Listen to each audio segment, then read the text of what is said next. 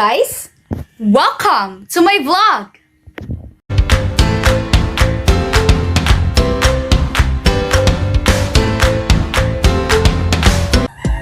When we talk about teachers, what comes into your mind? Is it a person who teaches students in a classroom? Well, yes, you're right. Teachers play a critical role in improving the quality of teaching and learning process. Hence, raising teacher quality is at the top of the numerous educational reform efforts aimed at achieving quality education.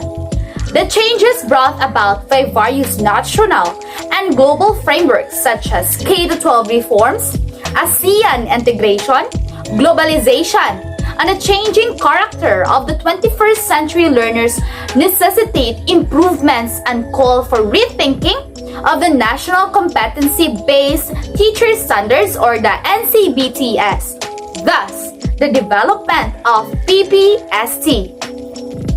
In August 2017, Department of Education Secretary Leonor Briones signed Department Order No. 42, which mandated the countrywide acceptance and the execution of the Philippine Professional Standards for Teachers, or the PPST.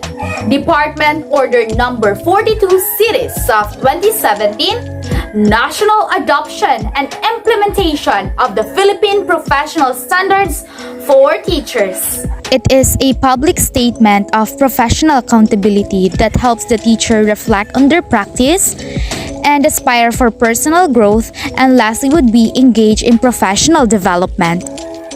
What is the Philippine Professional Standards for Teachers or the PPST? It is a public statement of professional accountability. It has 4 career stages: beginning, proficient, highly proficient, and distinguished. It has 7 domains, 37 strands, and 37 indicators for each career stage.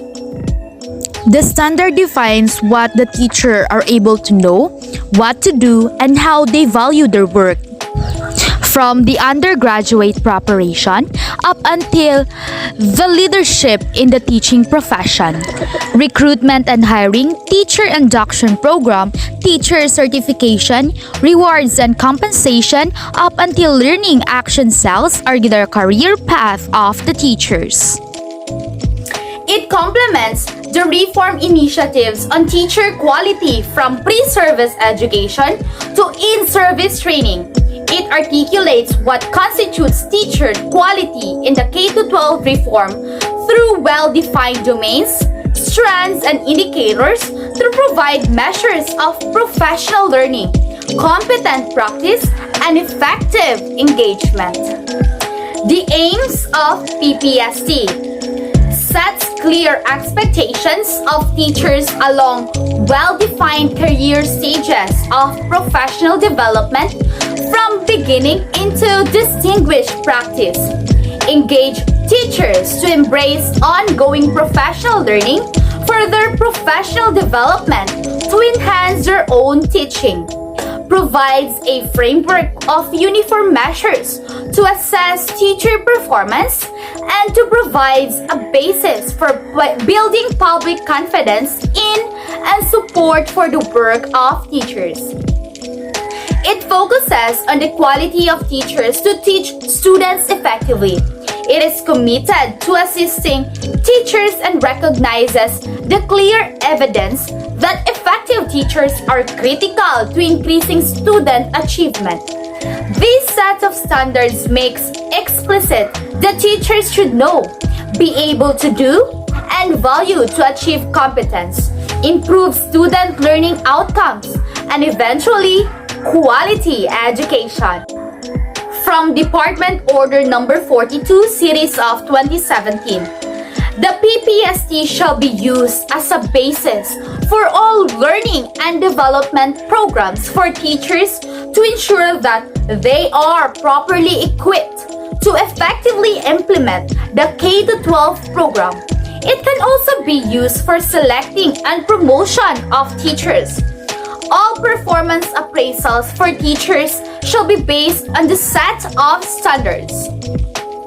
The PPST shall be used as the foundation for all teacher learning and development activities to ensure that teachers are fully qualified to implement the K-12 program. It can also be utilized for teacher recruitment and advancement.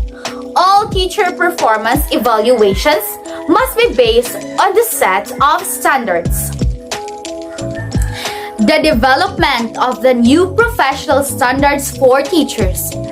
A more than 3-year robust quantitative and qualitative research and developed work was undertaken that included, among others, wide consultation with key education stakeholders and thousands of in- and pre-service teachers, principals, supervisors, and teacher educators across the country.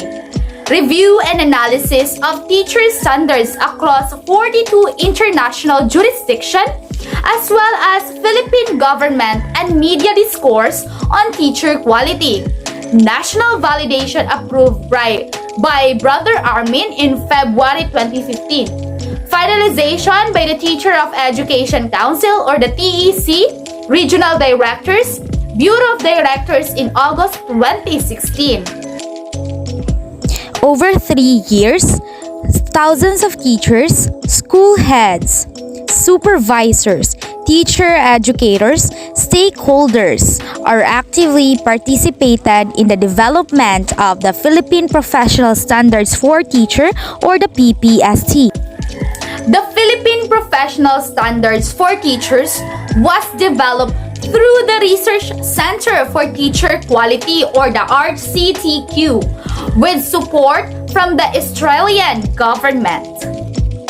Here are the quality of teachers in the Philippines need to possess the following characteristics. Number 1 would be provide learning environments that are safe, secure, fair, and supportive in order to promote learner responsibility and achievement. The second one is to establish learning environments that are responsive to learner diversity. Next is to interact with the national and local curriculum requirements. The teacher should also apply variety of assessment tools such tools in monitoring, evaluating, in documenting, and reporting learners. The learner's needs, progress, and achievements. Philippine Professional Standards for Teachers based on Department Order 42 shall be used as a basis for all learning and development programs for teachers to ensure that teachers are properly equipped to effectively implement the K-12 program. All performance appraisals for teachers shall be based on the professional standards. The professional standards for teachers provide the selection, performance appraisal, classroom observation, the learning and development, and lastly would be the self-assessment and initiative of the Department of Education. The Philippine Professional Standards for Teachers is internationally aligned, K-12 aligned, and Philippine contextualized. Over time, the Philippine Professional Standards for Teachers will become the new yardstick for teacher professional learning, career development, appointment, retention, promotion, and rewards. The PPST or the Philippine Professional Standards for Teachers captures the voice of the profession, not just in the Philippines but also around the world. It is for the teachers who are committed to improving learners' outcomes. Have you learned something from today's video?